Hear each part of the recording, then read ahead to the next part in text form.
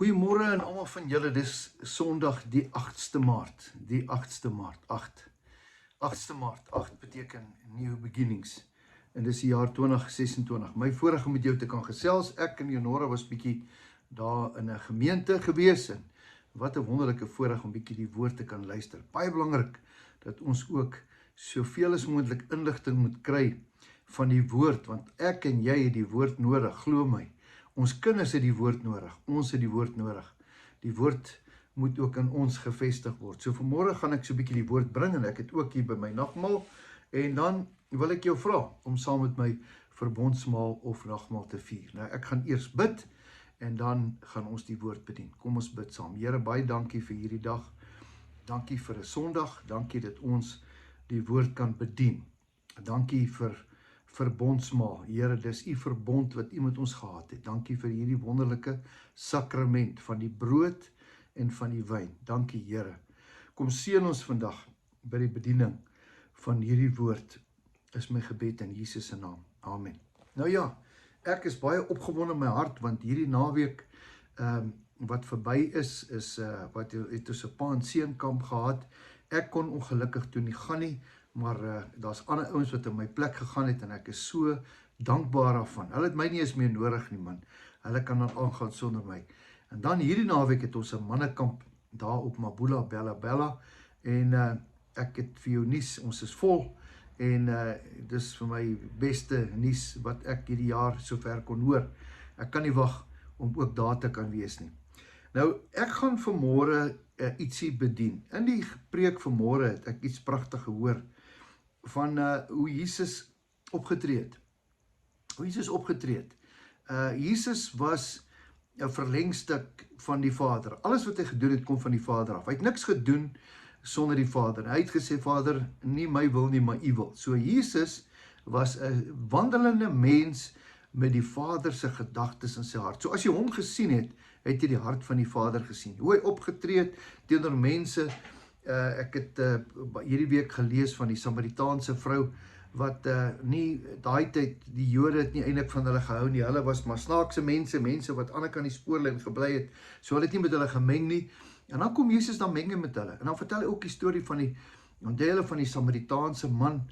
Onthou julle, wat 'n wonderlike storie. So Jesus kom en hy breek alle tradisies wat daar was en hy het 'n hart vir siele. Jesus het nie gekom om die wêreld te oordeel nie, maar hy het gekom om die wêreld te red. Nou, interessant hoe hy sy disippels uiteindelik gekies het en uiteindelik het hy nou hierdie paar manne saam met hom geneem en hulle het hom dopgehou.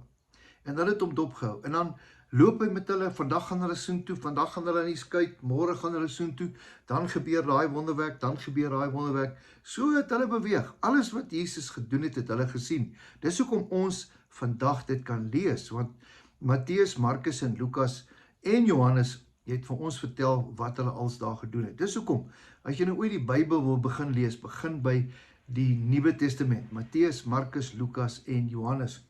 Nou ek gaan vir jou lees uit Matteus uit vandag, waar Jesus 'n baie interessante ding gedoen het. Nou, die woord is duidelik, dat wanneer Jesus iets doen, dan bedoel hy dit. Nou, hier is hierdie klomp disippels, nou moet jy weet, daar is 'n klomp slimmous onder hulle, en daar is ook 'n paar vissermanne onder hulle. En 3 was vissermanne, maar daar was 'n dokter, en daar was ook 'n man wat met geld gewerk het. Kom ons sê nou maar, hy was 'n CA. Dokter, CA, vissermanne, wat 'n interessante kombinasie van manne het hy nie saam met hom gehad nie. En almal van hulle het 'n doel gehad. Almal van hulle het verskillende persoonlikhede gehad. Nou, besluit Jesus dat hierdie ouens moet nou binne in 'n skipie klim. Kan jy dink dat Jesus besluit, en hy het nie net besluit nie, die woord sê, hy het hulle beveel. Nou, wat beteken beveel? Beveel is nie 'n baie nice ding nie. Ek onthou toe ek in die weermag was, as jy 'n bevel gekry het, dan het jy nie eens gedink nie, jy het dit gedoen. Dis nie 'n onderhandeling nie.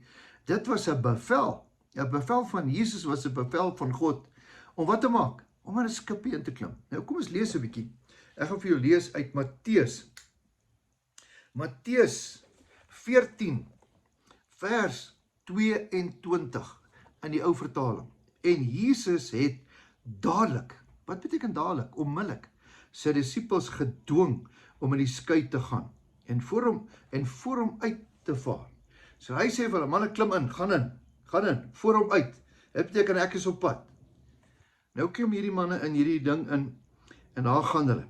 En nadat hy die skare weggestuur het, klim hy op die berg om in die eensaamheid te gaan bid. In die eensaamheid, alleen. En toe dit aand geword het, was hy daar alleen. En die skuit was al in die middel van die see. Daar gaan die manne. Wanneer Jesus sê, gaan kom. Jesus sê, kom, dis nou aand. Jesus het gesê, wag vir my. Baie belangrik, wag vir my, ons gaan daaroor praat vandag. En die skuit was al in die middel van die see, vers 24, getuister deur die golwe. As die Bybel sê dit was golwe, dan was dit golwe. Ek neem aan, dit was hoë golwe. Want die wind was teen hulle. Golwe en die wind was teen hulle. Maar in die 4de nagwaak het Jesus na hulle toe gekom, al wandelende op die see. Hierdie is vir my baie snaaks. Ek dink Jesus was 'n plaatjie. Ek dink baie van ons maak ons baie keer mense 'n bietjie skrik, né? Ons hou daarvan om iemand 'n bietjie skrik te maak, dan kyk ons na hulle reaksie. Moet dit nie doen nie, vir al die ou mense, hulle hart sal gaan staan. Nou kom Jesus hier al wandelend op die see, en die golwe is hoog, en hierdie manne voel Gods verlate, hulle voel Jesus het hulle die see ingestuur. Waar is hy? Waar is Jesus? Waar is Jesus? Ons gaan dit nie maak nie. En toe die disippels hom op die see sien loop, word hulle ontsteld en sê, dit is 'n spook.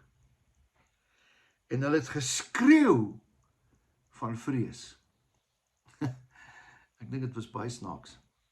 Veral 'n groot bek Petrus, ek dink hy was die bangste van almal. Maar Jesus, dankie tog, maar Jesus het dadelik met hulle gespreek en gesê, hou goeie moed, dit is ek. Moenie vrees nie. En Petrus antwoord hom en sê, Here, as dit U is, beveel my om op die water na U toe te kom. Kan julle hierdie korrelkop man sien wat snaakse goed wil doen? En hy sê, kom Petrus, klim uit die skuit uit en loop op die water om na Jesus toe te gaan. Maar toe hy die sterk wind sien, het hy bang geword en het gesink. En hy roep uit, Here, red my. Jesus het sy hand uitgesteek en hom gegryp en vir hom gesê, klein gelowige, waarom twyfel jy? Daarop klim hulle in die skuit en die wind het gaan lê. Daarop klim hulle in die skuit en die wind het gaan lê. En toe wat in die skuit was, val voor hom neer en sê, waarlik, U is die Seun van God. Hierdie is vir my so mooi. Kom manne, klim in die skuit en wag vir my daar binnekant. En dan kom die golwe. Kan jy dink dat Jesus doelbewus hierdie manne in die see ingestuur het, en hy het geweet, daar was 'n storm op pad. Baie interessant, dat Jesus is in beheer van die storm. Jesus is in beheer van die see. Jesus is in beheer van al die elemente. En dan stuur Jesus hulle reguit in die moeilikheid in. Ek dink hy het geluister na wat hulle vir mekaar gesê het. Nou wat maak ons hier manne? Wat maak ons? Dis malligheid. Ons het mos baie goed om te doen. Hier sit ons. Ek bedoel, kan jy dink dat as daai storm, daai skuitjie omgedop het, was die hele evangelie van die Nuwe Testament weg. Matteus, Markus, Lukas en Johannes, almal van hulle was verdrink. En al hierdie klomp apostels wat deur die hele aarde gegaan het. En die feit dat ek en jy vandag die evangelie weet is as gevolg van hulle. Dink jy Jesus sal hulle laat verdrink? Verseker nie. Want hy weet wat sy planne hy vir hulle het. Hy het hulle doelbewus ingestuur. En dan die ou malletjie sê, okay, as U dan Jesus is, laat ek na U toe loop. En Jesus sê, is reg. Klim uit, loop op die water. En dan doen hy dit. En dan word hy een van die eerste ouens ooit, seker die eerste, wat gravitasie wen, en stap hy op hierdie water, reguit na Jesus toe. Sy oë gefokus op Jesus, tot toe hy by hom kom. Toe kyk hy na die golwe en toe sink hy. Dink jy nou, Jesus het gesê, lekker man, verdrink maar. Nee, Here help my. Toe gryp hy sy hand. Wat wil ek vanmôre vir jou sê? Jesus, baie keer gebeur daar goed met ons. En dan voel ons baie keer, Here, wat maak ek hier? Wat maak ek in die see? Wat maak ek in hierdie hoë golwe? Hoekom is ek hier, Here? Asseblief, Here help my. Dink jy Jesus sal nou wegloop, verbyloop, hulle ignoreer, gebroke mense? Nee, Jesus het nie. Inteendeel, Jesus het by hulle 'n draai gemaak. En die storm het hy stil gemaak. Vanoggend wil ek saam met jou nagmaal gebruik. Om dankie te sê vir dieselfde Jesus wat die storm stil gemaak het, gaan ook die storm in jou en in my lewe stil maak. Miskien is jy in daai skuitjie vandag op en af, heen en weer. Jy voel jy gaan dit nie maak nie. Wag op die Here. Hy het 'n doel gehad dat hy daai skuitjie soontoe gestuur het. 2000 jaar daarna, sodat ek en jy kan leer. God het 'n plan, selfs in die storm. Ja, op die storm gaan jy nog op die water loop.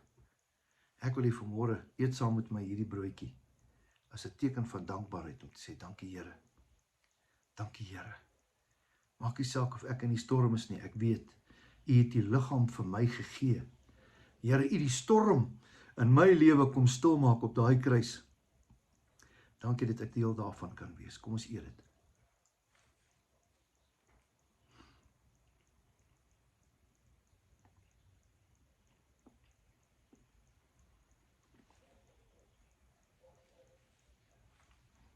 En dan die bloed van Jesus.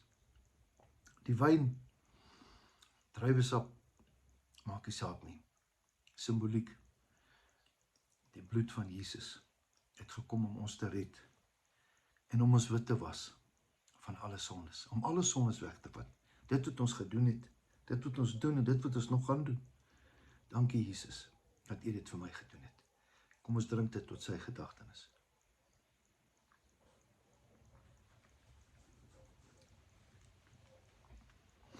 Hemelse Vader, baie dankie. Here, al gaan ons deur storms, weet ons U is daar. Dankie Here, U het nie die storms gestuur om ons te vernietig nie. U het die storms gestuur om ons stil te maak. Here, dankie dat ons weet U is daar. Al is die storms en die golwe hoog, U is daar. Ek loof en prys U naam. Amen. Mag jy 'n wonderlike geseënde dag hê. Mag jy weet, al is die storm daar, Jesus is naby jou. Hy weet van alles. Totsiens, tot 'n volgende keer.